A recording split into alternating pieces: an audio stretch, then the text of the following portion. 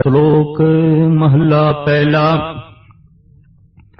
ਭੈ ਵਿੱਚ ਪਵਨ ਵਹੈ ਸਦਵਾਓ, ਭੈ ਵਿੱਚ ਚੱਲੇ ਲਖ ਦਰਿਆਓ।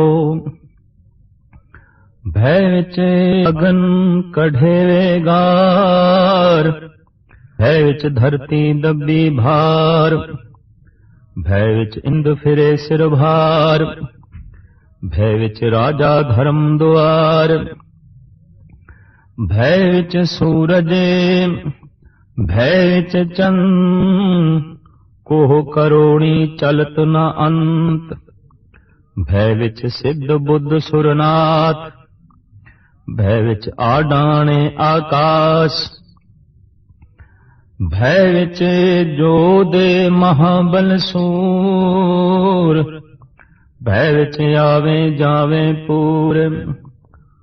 ਸਗਲਿਆਂ ਭਉ ਲਿਖਿਆ ਸਿਰਲੇਖ, ਨਾਨਕ ਨਿਰਭਉ ਨਿਰੰਕਾਰ ਸਚ ਏਕ। ਆਸਾ ਦੀ ਵਾਰ ਦਾ ਇਹ ਪਾਵਨ ਪਵਿੱਤਰ ਸ਼ਲੋਕ ਜੋ ਗੁਰੂ ਨਾਨਕ ਦੇਵ ਜੀ ਮਹਾਰਾਜ ਨੇ ਚੌਥੀ ਪੌੜੀ ਦੇ ਨਾਲ ਜੋੜਿਆ ਹੈ, ਜਿਸ ਵਿੱਚ ਸਤਿਗੁਰੂ ਦੇਵ ਜੀ ਮਹਾਰਾਜ ਨੇ ਇਹ ਫਰਮਾਨ ਕੀਤਾ ਹੈ ਕਿ ਭੈ ਮਨੁੱਖ ਦੀ ਇੱਕ ਲੋੜ ਹੈ, ਭੈ ਪ੍ਰਭੂ ਦੀ ਇੱਕ ਦੇਣ ਹੈ। ਮਨੁੱਖ ਜਿਸ ਭੈ ਨੂੰ ਪੈਦਾ ਕਰਦਾ ਹੈ ਉਹ ਇੱਕ ਰੋਗ ਹੈ। ਈਸ਼ਵਰ ਜੋ ਇੱਕ ਭੈ ਦੇਂਦਾ ਹੈ ਉਹ ਸੁਰੱਖਿਆ ਹੈ। ਮਨੁੱਖ ਜਿਸ ਭੈ ਨੂੰ ਪੈਦਾ ਕਰਦਾ ਹੈ ਉਹ ਪੀੜਾ ਹੈ, ਉਹ ਬੋਝ ਹੈ, ਉਹ ਤਣਾਅ ਹੈ। ਪਰ ਈਸ਼ਵਰ ਜਿਸ ਭੈ ਨੂੰ ਦੇਂਦਾ ਹੈ ਉਹ ਪ੍ਰਫੁੱਲਤਾ ਹੈ, ਖੇੜਾ ਹੈ, ਖੁਸ਼ੀ ਹੈ। ਜਿੱਥੇ ਮਨੁੱਖ ਦਾ ਪੈਦਾ ਕੀਤਾ ਹੋਇਆ, ਸਵੰ ਇਜਾਦ ਕੀਤਾ ਹੋਇਆ ਭੈ ਹਿਰਦੇ ਨੂੰ ਮੈਲਾ ਕਰਦਾ ਹੈ, ਉੱਥੇ ਪ੍ਰਭੂ ਦਾ ਭੈ ਹਿਰਦੇ ਨੂੰ ਸ਼ੁੱਧ ਕਰ ਦਿੰਦਾ ਹੈ। ਭੈ ਪਈਏ ਤਨ ਖੀਣ ਹੋਏ, ਲੋਭ ਰਤ ਵਿੱਚੋਂ ਜਾਏ। ਜਿਉ ਬੈ ਸੰਤਰ ਧਾਤ ਸੁਧ ਹੋਏ, ਤਿਉ ਹਰ ਕਾ ਭਉ ਦੁਰਮਤ ਮੈਲ ਗਵਾਏ। ਪ੍ਰਭੂ ਦਾ ਭੈ, ਅਕਾਲ ਪੁਰਖ ਦਾ ਭੈ ਮਨੁੱਖ ਦੀ ਤਮਾਮ ਦੁਰਮਤੀ ਨੂੰ ਸਾੜ ਦਿੰਦਾ ਹੈ, ਮਨੁੱਖ ਦੇ ਤਮਾਮ ਮਾੜੇ ਵਿਚਾਰਾਂ ਨੂੰ ਛੀਣ ਕਰ ਦਿੰਦਾ ਹੈ, ਖਤਮ ਕਰ ਦਿੰਦਾ ਹੈ। ਇਸ ਵਾਸਤੇ ਭੈ ਮਨੁੱਖ ਦੀ ਇੱਕ ਲੋੜ ਹੈ, ਤੇ ਭੈ ਨਾਲ ਹੀ ਵਸਤੂ ਦੀ ਤੇ ਹਸਤੀ ਦੀ ਹੋਂਦ ਹੈ।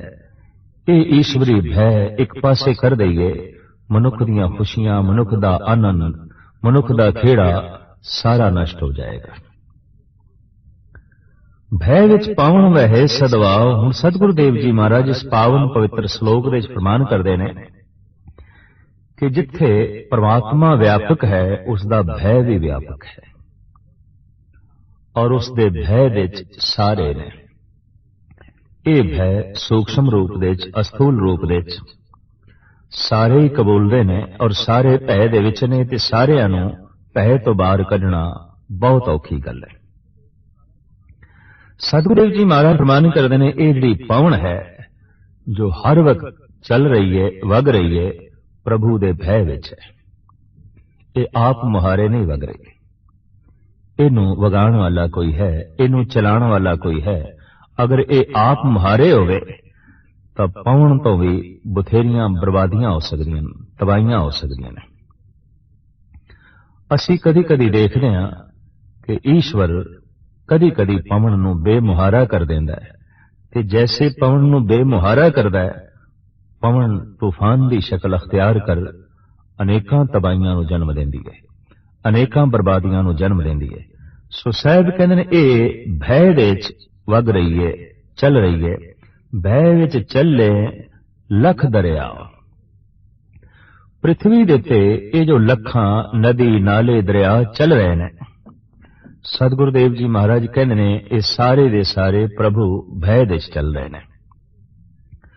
ਬਾਬੇ ਫਰੀਦ ਦੀ ਜ਼ਿੰਦਗੀ ਦੀ ਇੱਕ ਗਾਥਾ ਹੈ ਜੋ ਉਹਨਾਂ ਦੇ ਸ਼ਲੋਕ ਦੇ ਵਿੱਚ ਬਕਾਇਦਾ ਅੰਕਿਤ ਹੈ ਗੁਰੂ ਗ੍ਰੰਥ ਸਾਹਿਬ ਜੀ ਮਹਾਰਾਜ ਦੇ ਵਿੱਚ, ਕਿ ਦਰਿਆ ਸਿੰਧ ਇੱਕ ਦਫਾ ਤੁਗਿਆਨੀ ਤੇ ਆਇਆ,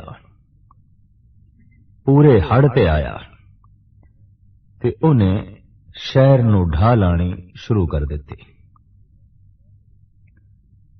बाबे फरीद दा भी अस्थान दरिया सिंध दे किनारे, सारे कस्बे वासी आके फरियाद करते ने बाबे फरीद नूं कि जिस ढंग नाल ये दरिया चढ़िया है ते जिस ढंग नाल इसने ढाह लाई है, इस ढंग नाल ते साडा शहर बचना बड़ी औखी गल है ते तुहाडा डेरा भी बचना बहुत औखी गल है। बाबा फरीद दरिया सिंध दे कंढे आके खड़े होए, ओदियां उछलदियां लहरां नूं वेखदे ने। ओ हड़ ते आया है, बेमुहारे है, ऐसा आपनूं प्रतीत होया है। तो आप कहंदे ने फरीदा कंदी वहन न ढाए, तू भी लेखा देवना। ऐ दरिया एक किनारे ना ढा, तबाइयां ना लिया, बर्बादियां नूं जन्म ना दे, तैनू भी लेखा देना पेगा। इतनी गल आखण दी देर से दरिया पहले नालों भी ज्यादा हड़ ते आ गया, पानी वध गया, ढाह पहले नालों भी जोर दी लग गई। हाँ आप दे हाथ जुड़ गए, आपने सिर झुकाया ते आप दे मुंहों ए बोल निकले, कंदी वैन न ढाए, तू भी लेखा देवना। फरीदा जिधर रब रजाए, वैन ते दाऊं गांव करे। दरअसल ते रब दी रजा दे चल रहा है, ये ते रब दे भय दे चल रहा है, ते जिधर रब चला रहा है ये उधर चल रहा है। ये ढाह भी रब दी रजा दे लगी हुई है। इस वास्ते रब दी रजा दे सारे राजी हो, सारे मस्तक झुकाओ, सारे दुआ करो, सारे हथ जोड़ो, हे अकाल पुरख, हे रब, हे खुदा, जो तेरी रजा असी उस दे च राजी। कहंदे ने ऐसी दुआ करदियां दरिया अपने सीमत दायरे दे च वगण लग पिया। ये साखी, ये सलोक इस गल का सबूत मुहैया करता है कि सब कुछ मर्यादा दे च है ते प्रभु भय दे च है। साहिब कहंदे ने अनंत दरिया, ये लखां नदी नाले सब भय विच चल रहे ने, भय विच अगन कड़े वेगार। ये जो अग्नि सेवा कर रही है तरह तरह की, अजोके युग दे ते अगन दी बहुत वड्डी सेवा है। रेलां मोटरां गड्डियां अग दे आसरे ते चल रही ने, और इस तो इलावा बड़े बड़े कारखाने अग दा ही इस्तेमाल कर रहे ने। मनुख दे शरीर दे पाचन शक्ति ते जिंदगी देण दा कम अग कर रही है। अग बहु पक्षी सेवा दे जुटी हुई है। साहिब कहंदे ये भी भय दे च है, अगर ये मर्यादा च ना होवे, भय दे च ना होवे, ते ऐसा भी हो सकता है अग ठंडी हो सकती है। अग सेक देण दी थां ते ठंड देण लग पवे, ते जे अग ठंड देण लग पवे तां अग ही ना रही। अग दी जो सेवा है वो सेवा ही ना रही। तो सतगुरुदेव जी महाराज कहंदे ने इत्थे जो अग्नि है ये भी प्रभु दे भय दे चल रही है। कहंदे ने कबीर दे घर नूं जद अग लगी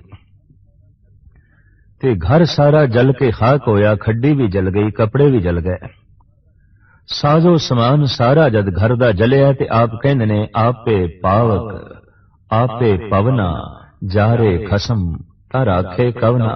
हे खसम, अज तू मेरे घर दे च आया है अग दे रूप विच, अज तू मेरे घर दे च आया है पवन दे रूप विच, ते जद तू ही मेरा घर साड़ना है ते बचाएगा कौन?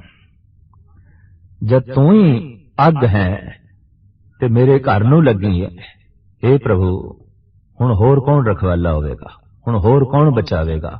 अग दे विच भी अकाल पुरख दा रूप वेखना, भाव उदी रजा वेखना, उदा हुक्म वेखना, अग नूं भी प्रभु दी मर्यादा दे विच वेख के भगतां दी एक दृष्टि होंदी है, ये भगतां दी एक सोचनी होंदी है।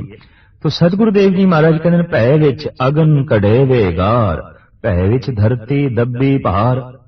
अनेकां तरह दे भार दे थल्ले दबी ये धरती, जिदे ते पहाड़ ने, दरिया ने, दरख्त ने, पशु पंखी ने, मनुख ने, अनेकां तरह दा बोझ लैके जो ये धरती दबी हुई खड़ी है। सतगुरुदेव जी कहंदे ने ये भी भय दे च, ये भी किसी मर्यादा च, ये बेमर्यादा नहीं, ये प्रभु दे भय तो बिना नहीं। अगां चल के आप फरमान करते हैं, भय विच इंद्र फिरे सिर भार, भय विच राजा धर्म द्वार, भय विच इंद्र फिरे सिर भार। इंद्र बदल जो सिर दे उपर मंडला रहे ने। इस्लाम दे विच पानी दे देवते नूं ख्वाजा खिजर कहंदे ने, साडे देश दे विच इंद्र कहंदे ने। बदल उपर मंडला रहे ने, साहिब कहंदे ने इह वी भय दे विच किसे मर्यादा दे विच उपर मंडलांदे पए ने ते फिर बरसदे पए ने। ਇਹ जो राजा धर्मराज है, जो जीवां दे लेख लिखदा है, ਇਹ ਜਿਹੜੀ मर्यादा है, ਇਹ भी प्रभु दे भय दे च है। भय की उलंघना हुई तो बेतरतीबी हो जाती है। इस वास्ते प्रभु का भय ऐसा है, कोई भी जड़ चेतन उसकी उलंघना नहीं कर सकता। तो सतगुरुदेव जी महाराज कहते ने, ये धरती जिथे भार लैके खड़ी है, उत्थे सिरां दे उत्ते भार बन के ते पानी वरसा रहा जो इंद्र है, ये भी भय दे च है। और ये धर्मराज जो जीवां दे कर्म पे लिखदा है, ये भी भय दे च है। भय विच सूरज भय विच चंद, कोहो करोड़ी चलत न अंत, जो अनंत को करोड़ा मील की यात्रा करते हैं। चंद्रमा सूर्य इत्यादि ये सारे दे सारे भय दे विच ने, मर्यादा दे विच ने। सतगुरुदेव जी महाराज अगां चल के कहते हैं, भय विच जोध महाबल सूर, भावें कोई जोधा है महाबली है सूरमा है, पर ओ भी भय दे च है, ओ भी डर दे च है। कदी गौर मुताला करिए, डर बिहून कोई भी नहीं है। सतगुरु आप कहते हैं, सगल समगरी डरे व्यापी, बिन डर करने हारा, कौ नानक भगतन का संगी, भगत सोए दरबारा। तो साहिब फरमान करते ने, ये योधे ये महाबली ये सूर में सारे भय दे च ने। भय विच आवे जावे पूर, जिंदगियां दे पूरां दे पूर जो जमदे ने मरदे ने, भय दे च ने। चाहे बच्चा है, चाहे जवान है, चाहे बुढ़ा है, ये जो जन्म चल रहा है, ये जो मरण चल रहा है, ये पूरां दे पूर जो आ रहे ने जा रहे ने, सारियां दे उत्ते भय दा लेख लिखिया होया है। भाव सब दे अंदर भय चल रहा है, ते भय व्यापक रूप दे विच हर एक दे अंदर काम कर रहा है और वख वख काम कर रहा है। किधरे मौत दा भय है, किधरे बीमार पै जाण दा भय है, किधरे ऐसा भय है कि कमाया होया धन मेरा नाश ना हो जाए, किधरे ये भय है कि सील संजम कीती हुई भक्ति मेरी नष्ट ना हो जाए। तो भय मनुख दी सुरक्षा है, भय परमात्मा वालों दुख ते तकलीफ नहीं। अगर बीमार हो जाने का भय ना आवे ते मनुख इतना खावे कि पशुओं को भी मात कर देवे। ये बीमार हो जाने का भय मनुख को संजम दे च रखता है। अगर विकारां दे च मलीन होने का भय ना आवे ते मानसिक रोगी होने का भय ना आवे, तो फिर जगत दे च कोई भी सदाचारी नहीं रहेगा, सारे दुराचारी बन जाएंगे। भय करके कोई सदाचारी है, भय करके कोई संजमी है, भय करके कोई जोधा है, महाबली है, सूरमा है। दरअसल भय मनुख दी जीवां दी आंतरिक सुरक्षा है, न कि एक पीड़ा है, न कि एक दुख है। तो साहिब फरमान करते ने, भय विच राजा धर्म द्वार, भय विच सूरज भय विच चंद, को करोड़ी चलत न अंत, भय विच सिद्ध बुद्ध सुरनाथ। जीवन नू भय विच रख के, प्रभु भय विच रख के कोई सिद्ध बनया है, कोई बुद्ध बनया है, कोई देवता बनया है, कोई नाथ बनया है। रब्बी भय नू एक पासे कर दईए, ना कोई देवता बन सकता है, ना कोई नाथ बन सकता है, ना कोई बुद्ध बन सकता है, ना कोई सिद्ध बन सकता है। सिद्धियां प्राप्त होंदियां ने दरअसल प्राकृतिक परमात्मा दे भय नू मन के। बुद्ध प्राप्त होंदी है अपने आप नू मर्यादा विच रख के, प्रभु भय नू मन के। और इसे तरीके नाल आत्म प्रकाश दा चानना हो जाता है, दीवा जल जाता है, मनुख देवता बन जाता है। पर बनन दा ढंग है प्रभु दा भय। कोई नाथ बन जाता है, भाव अपने जीवन नू नथ पा लैंदा है, सारियां इंद्रियां नू नथ पा लैंदा है, नाथ बन जाता है। तां ये प्रभु भय तो बिना इतनी उच्च पदवी दा प्राप्त करना कठिन है। भय विच आडाणे आकाश, ये जो तने हुए आकाश, ये जो व्यापक रूप विच खड़े ऊपर आकाश ने, सच गुरुदेव जी महाराज कहते हैं, ये भी भय दे ने। भय विच जोध महाबल सूर, भय विच आवे जावे पूर। महाराज फरमान करते ने कि जितने सूरमे ने, महाबली ने, ये भय दे ने, ते सारियां ही जीवां दे सिर दे उत्ते भय दा लेख बकायदा तौर ते लिखिया होया है। कोई ऐसा जीव नहीं जिहदे मत्थे दे उत्ते ये भय दा लेख लिखिया होया नहीं। आखिर कोई ऐसा भी है जिहदे मत्थे ते ना होवे? तो महाराज कहंदे हाँ, सगलियां भौ लिखिया सिर लेख, नानक निर्भौ निरंकार सच एक।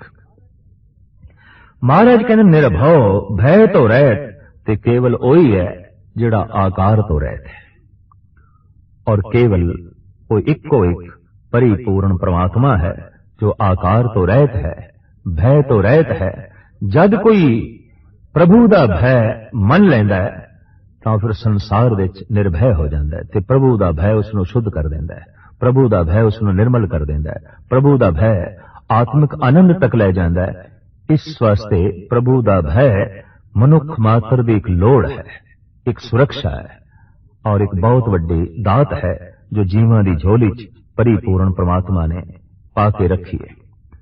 मौत दा भय है, पशु पंखी कीड़े मकोड़े अपने आप नूं सुरक्षित थां ते ले जांदे ने, अपने आप नूं बचाउण दी कोशिश करदे ने।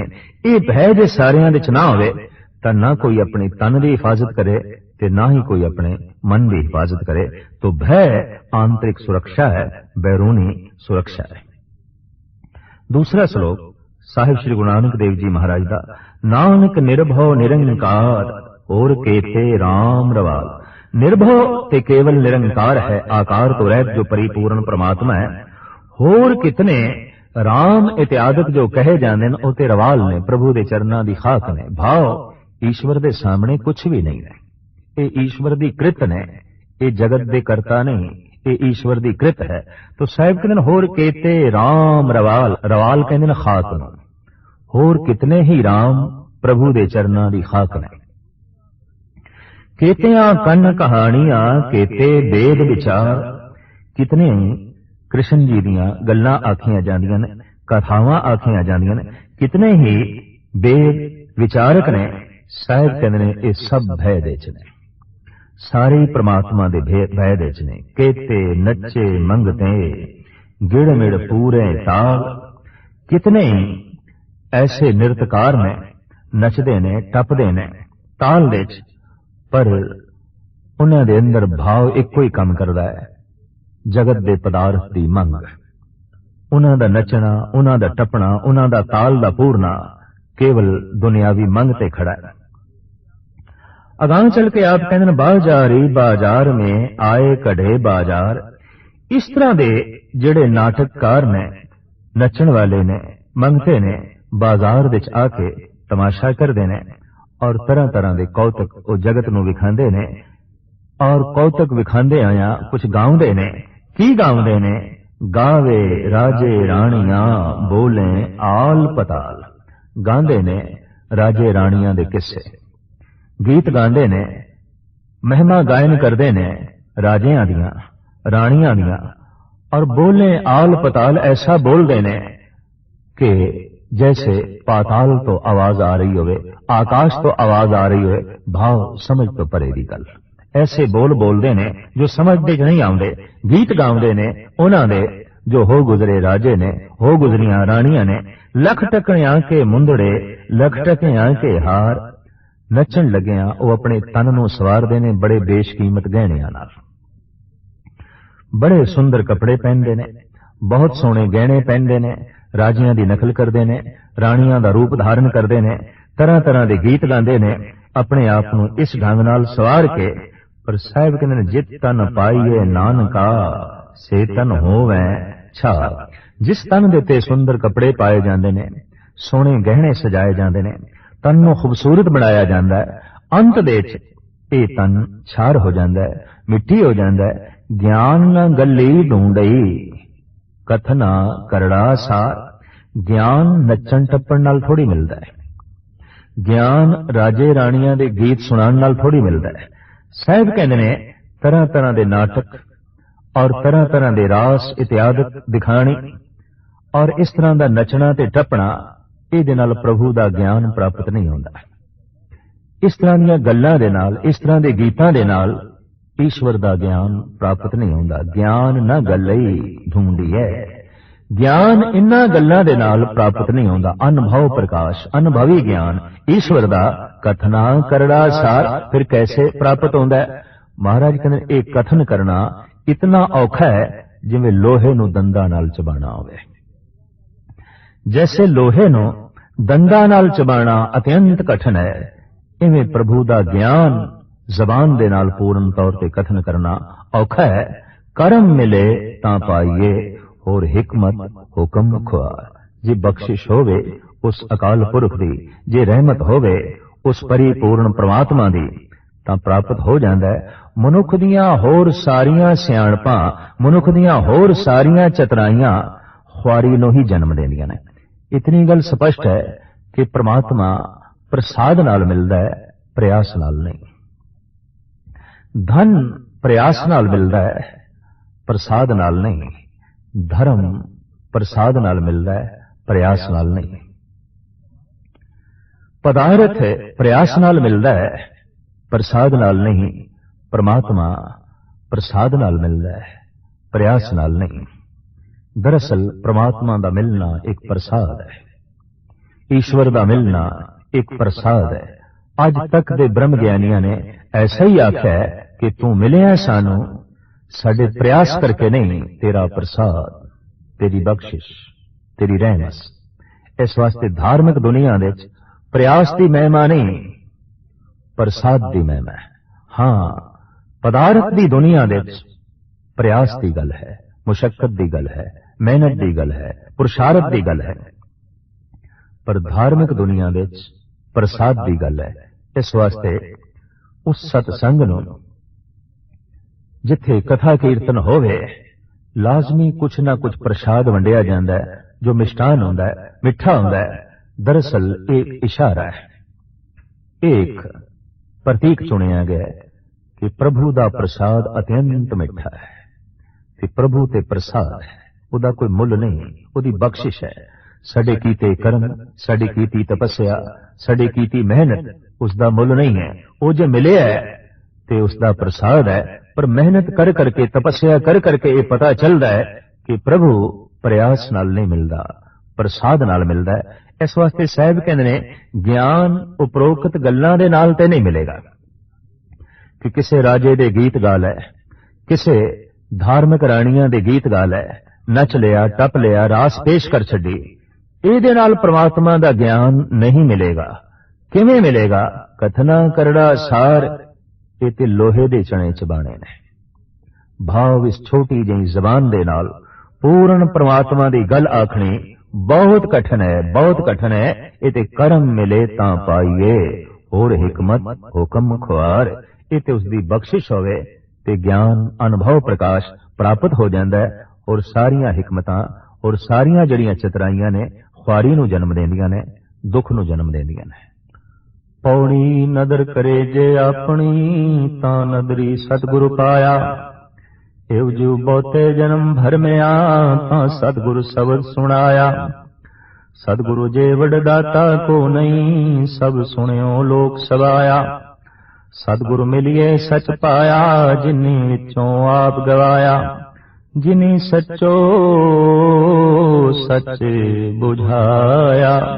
इस पौड़ी दे साहिब श्री गुरु नानक देव जी महाराज फरमान कर रहे हैं, जे ओ अपनी बख्शिश करे, रहमत करे, ते उसदी सब तो वड्डी रहमत दा सदका बहुत वड्डी प्राप्ति होंदी किसदी? सतगुरु दी। कोई सतगुरु मिल पैंदा है, ज्ञान मिल पैंदा है, सत दा प्रकाश मिल पैंदा है। ये सब तो वड्डी बख्शिश है और ये सब तो वड्डी प्राप्ति है। इहो जी बहुते जन्म भर में तां सतगुर शब्द सुनाया। बहुत जन्म तक जीव भटकदा रहा, जमदा रहा, मरदा रहा। आखिर इस जन्म मरण दे गेड़े च पै रहे इस जीव दे उत्ते प्रभु दी बख्शिश होई। कढिए इसनूं गेड़े दे चों, कढिए इसनूं चक्कर दे चों, तां कि सतगुरु दा मिलाप करा दिता ते सतगुरु तो फिर बोल सुने। ਤਾਂ ਸਤਿਗੁਰ ਸ਼ਬਦ ਸੁਣਾਇਆ। ਤਾਂ ਫਿਰ ਸਤਿਗੁਰ ਦਾ ਸ਼ਬਦ ਸੁਣਿਆ, ਸਤਿਗੁਰ ਦੀ ਵਿਚਾਰ ਸੁਣੀ, ਸਤਿਗੁਰ ਦੇ ਬੋਲ ਸੁਣੇ। ਸਤਿਗੁਰ ਮਿਲਿਏ ਸੱਚ ਪਾਇਆ, ਜਿਨੇ ਵਿੱਚੋਂ ਆਪ ਗਵਾਇਆ। ਸਾਹਿਬ ਕਹਿੰਦੇ ਨੇ ਜੈਸੇ ਸਤਿਗੁਰ ਦਾ ਸ਼ਬਦ ਸੁਣਿਆ, ਇੱਕ ਤੇ ਬੋਧ ਹੋਇਆ ਕਿ ਅਸੀਂ ਬਹੁਤ ਜਨਮ ਤੱਕ ਭਟਕਦੇ ਰਹੇ ਹਾਂ। ਸਤਿਗੁਰ ਦਾ ਸ਼ਬਦ ਪਹਿਲਾ ਬੋਧ ਇਹੀ ਕਰਾਂਦਾ ਹੈ, ਕਿਉਂਕਿ ਜੈਸੇ ਸਤਿਗੁਰ ਦਾ ਮਿਲਾਪ ਹੁੰਦਾ ਹੈ ਤਾਂ ਇਹ ਬੋਧ ਹੁੰਦਾ ਹੈ ਕਿ ਬਹੁਤ ਜਨਮ ਭਟਕਦੇ ਰਹੇ ਹਾਂ। ਸਤਿਗੁਰ ਦਾ ਸ਼ਬਦ ਜਦ ਸੁਣਿਆ ਤਾਂ ਫਿਰ ਦੂਜਾ ਬੋਧ ਇਹ ਹੋਇਆ ਕਿ ਸਤਿਗੁਰ ਜੇਵੜ ਦਾਤਾ ਕੋ ਨਹੀਂ, ਸਭ ਸੁਣਿਓ ਲੋਕ ਸਵਾਇਆ। ਇਹ ਜਗਤ ਦੇ ਸਾਰੇ ਲੋਕੀ ਸੁਣੋ, ਸਤਿਗੁਰ ਤੋਂ ਵੱਡਾ ਹੋਰ ਕੋਈ ਦਾਤਾ ਨਹੀਂ। ਉਹ ਗਿਆਨ ਦਾਤਾ ਹੈ, ਉਹ ਪ੍ਰਮਾਤਮਾ ਦੇ ਪ੍ਰੇਮ ਦਾ ਦਾਤਾ ਹੈ, ਉਹ ਪ੍ਰਮਾਤਮਾ ਦੇ ਮਾਰਗ ਦਾ ਦਾਤਾ ਹੈ। ਇਸ ਵਾਸਤੇ ਕਹਿੰਦੇ ਨੇ ਮਾਂ ਬਾਪ ਜੀਵਨ ਦਿੰਦੇ ਨੇ, ਮਾਂ ਬਾਪ ਜਨਮ ਦਿੰਦੇ ਨੇ, ਗੁਰੂ ਜੀਵਨ ਦਿੰਦਾ ਹੈ। ਮਾਂ ਬਾਪ ਤਨ ਦਿੰਦੇ ਨੇ, ਗੁਰੂ ਆਤਮ ਪ੍ਰਕਾਸ਼ ਦਿੰਦਾ ਹੈ। ਮਾਂ ਬਾਪ ਜ਼ਿੰਦਗੀ ਦਿੰਦੇ ਨੇ, ਗੁਰੂ ਜ਼ਿੰਦਗੀ ਸਫਲ ਕਰਦਾ ਹੈ, ਗੁਰੂ ਜ਼ਿੰਦਗੀ ਪੂਰਨ ਕਰਦਾ ਹੈ। तो इस तरीके नाल मां बाप नालों भी महान है गुरु। और साडे देश विच करीबन करीबन तमाम रिश्तियां दे चों गुरु दा रिश्ता सब तो उच्चा मनिया गया, सब तो महान मनिया गया, क्योंकि वो केवल जन्मदाता नहीं, वो जिंदगी दाता है। वो सिर्फ जिंदगी देंदा नहीं, जिंदगी नूं सफल करदा है। जिंदगी मिल गई केड़े कम दी अगर सफल नहीं होगी। जन्म मिल गया ते जे जीवन दी जांच नहीं आई तो ऐसा जन्म केड़े कम दा। तो गुरु दी बहुत वड्डी ए बख्शिश है। महाराज कहते सतगुरु जेवड़ दाता को नहीं, सतगुरु जैसा होर कोई भी दाता नहीं। ए जगत दे सारे लोकी गौर नाल जो है सुन लो। सतगुरु मिलिए सच पाया, जिन्हें विचों आप गवाया।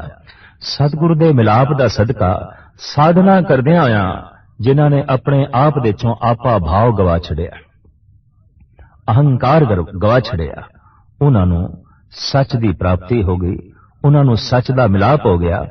ते फिर सतगुर ने जिन सचो सच बुझाया, उन्हें ऐसी बूझ बुझा दी कि ये सच है, ये सच है। जीवन दे हर पक्ष दे, जीवन दे हर पहलू दे सच नूं वेखण दी जांच आ गई, सच नूं मनण दी समर्था मिल गई, सच नाल जुड़न दा ढंग आ गया। संसार नूं वेखना होर गल है, संसार दे सच नूं वेखना होर गल है।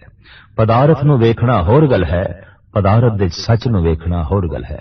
बंदे नूं वेखना होर गल है, बंदे दे सच नूं वेखना होर गल है। सूरज चंद तारियां नूं वेखना होर गल है, सूरज चंद तारियां दे सच्चाई नूं वेखना, हकीकत नूं वेखना, सच नूं वेखना होर गल है। ते जिन्हों संसार दे सच नूं वेखण दी जांच आ गई, दरअसल संसार दे रहिंदा होया निरंकार दे लीन हो गया।